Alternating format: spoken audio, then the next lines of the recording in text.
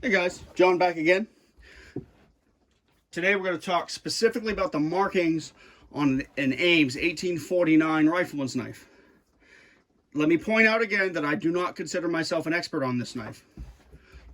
I've just done some research, some reading, and taken a really good look at all the photographs of originals I could find, both online and in reference books. So, with that in mind, let's go over what the Ames knife was. The original specifications were, the original specifications and what they were, and a little bit about what the knife should be. All right, the original knife had a 12-inch blade, 1/4 of an inch thick, 1.5 inches wide, walnut grips with 3 iron pins, and a brass thong hole. The originals I've seen have been the thong holes, the liners have been rolled over like you'd see on modern Kydex rivets. So you have a thing in your mind to compare it to. You have a brass guard that's pretty heavy, and overall it weighs about 20 ounces. The sheath, we've already explained the sheath. We're going to talk about markings. So, in order to show you the markings on this, I would have to really zoom right in and do all sorts of camera work. But where I like to keep this camera stationary so I don't make you seasick, I had to come up with some very high-tech, state-of-the-art visual aids. And these were extremely expensive to produce. I hope you appreciate it. We come up with this. Something that you can see that is easily legible or readable, even in my scroll. So we're going to use this as kind of a reference, but I'm also going to point out a couple of things on this knife that are incorrect.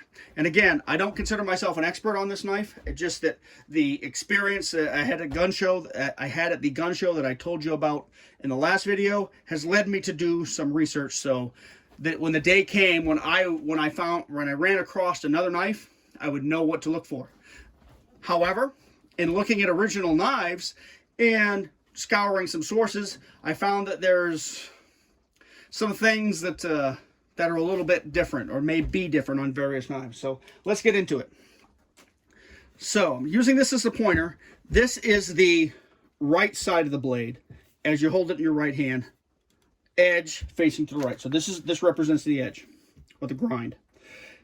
Obverse and reverse, if you want to be technical about it. So you should have a stamped US with a WD. The initials WD are from William Dixon. He's a sub-inspector at Ames from, I want to say, 48 to 50 or so. He was there for 3 or 4 years. And he will be on just about every Ames knife. Every Ames knife, I don't know. Maybe. But his initials are also on the guard. He was a sub-inspector. So when this knife got done, they would send it to him, and he would put his initials on the guard, usually, from what I've seen, on the left side of it. So a point about this is you should have, this seems to be about the right size, maybe a hair big. I don't know until I won't know until I handle original knife, and I'm going to make that a goal of mine, because I'm not going to be able to afford one, but I can definitely handle one. These shouldn't be huge, and we'll get into that a little later when we talk about the reverse side of it. USWD. The alignment on these may not be perfect on an original knife. I've seen a couple of pictures here of late that the US was well centered, the WD was a little off to the right. Is that original? Who knows? I am not an expert on this. I don't know if that even matters. I can see in a production of a military knife where they really wouldn't be as concerned about that, you know, as say a collector would be. So JWR. That is for General James Wolfe Ripley. There's also another JWR that it could be. Let me look him up in this book real quick. The Collector's Guide to U.S. Contract Military Edge Weapons by Ron Hickox. The JWR could be another individual. I just wanted to mention that, so I'm not presenting terrible information. All right. They think J.W. Ripley could be James W. Riley. Also found, his stamp is also found on the 1840 cavalry sabers, musician swords, and the rifleman's knife. So Whose JWR is this? Who knows? It could be Riley, it could be Ripley. But they were both majors in the U.S. Army, majors of ordnance. Basically, that was their inspection sticker for these knives. So, and you notice I have these WD, JWR on the outside part of the guards. What do I mean by the question mark in the middle? Well, I've seen a couple of pictures of originals where they're in the center. JWR and WD. Could there be variations in that? I suppose there could. So let's turn this whole thing over and we'll look at the other side of the blade. Like this. There are some things that are, I've spotted at least 2 fakes online using this side of the blade. So on this side of the blade, you'll have Ames Manufacturing Co. Cabottville, 1849. So let's point out some things on this. What they really tend to mess up is Cabottville. Sometimes they'll have Chicopee. So Cabottville and Chicopee are 2 towns that grew up very, very close to each other. Cabottville, from what I understand, was a little burg that Chicopee grew up around. Or you could say Chicopee Falls is where they got the power for the plants, and Cabottville grew up around Chicopee. So, however, some Ames products are marked Chicopee. The Rifleman's knife, from what I understand, was only marked Cabottville. And Cabottville with 1 B, 1 T, 2 L's, and an E. And it's not Cabottville. There is no S in there.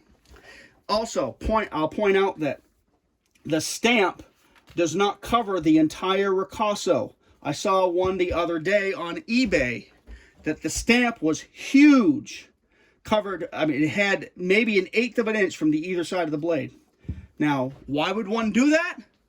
Well, I'm thinking somebody did that to cover up the stamp of India or something right here. It was a larger script, really big, to cover up whatever grind marks they put in when they took out whatever the original manufacturer's mark was. Am I sure that's what happened? No, but it looked awful hokey to me.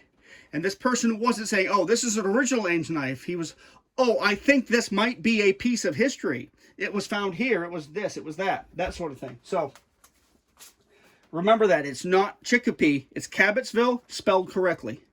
1849 Rifleman's knife, right? So those are the rundown on the marks on the blade. And I'm going to retire my high-tech little teaching aid here. I hope you enjoyed it. One more mark on the sheath. Should have a D on the frog stud. Should have a D. And that is basically all the marks. Now, are there other things that you can look at on an Ames knife to see if it's real or not? Sure, tons of them. I'm not an expert on it. I haven't handled 50 Ames knives. I'm sure there are arms collectors and auction houses where you have people that have done that, but not me. Like I said, there was 1,000 Ames knives originally produced, and they say there's a 10 or 15 at the high end percent survival rate in items like this, swords, guns, all that kind of stuff from that era. So you're talking there's 100 or 150 original knives out there for real, and that's why they command such a high price. Anyway, I hope that opens up a little bit more information for you on the Ames knife. If you're interested in this kind of thing, I think most people are going to skip this. And if you know better than I do on this, leave it in the comments, because I'm always looking to learn. If you know of any other copies or knockoffs of the Ames knife, please let me know, because the more I know about the copies ones, the more I can collect, and because I can afford them, and the more I'll know to look out for with fake knives. So anyway, guys, that's the markings on the Ames knife as I understand them right now. You guys take care. See ya.